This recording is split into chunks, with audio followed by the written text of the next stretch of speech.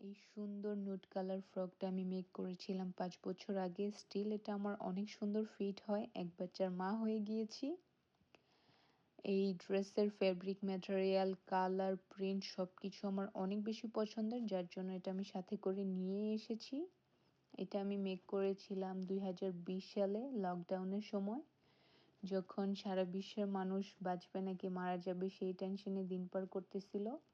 তখন আমি একটার পর একটা ড্রেসের ডিজাইন করেছি, মেক করেছি এবং সেগুলোর পিকচার্স অ্যান্ড ভিডিও নিয়ে আমি আমার ফেসবুক অ্যাকাউন্টে শেয়ার করতাম।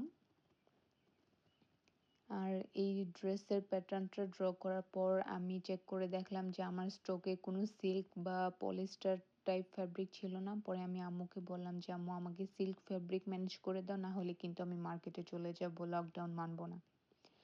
পরে আম্মু আমাকে এই ফ্যাব্রিকটা আলমারি থেকে বের করে দিয়ে বলল যে, "নাও, এইটা আমি স্মৃতি হিসেবে রেখেছিলাম। আমার ভাই এটা প্রায় ২০-২৫ বছর আগে দেশের বাইরে থেকে নিয়ে আসছিল।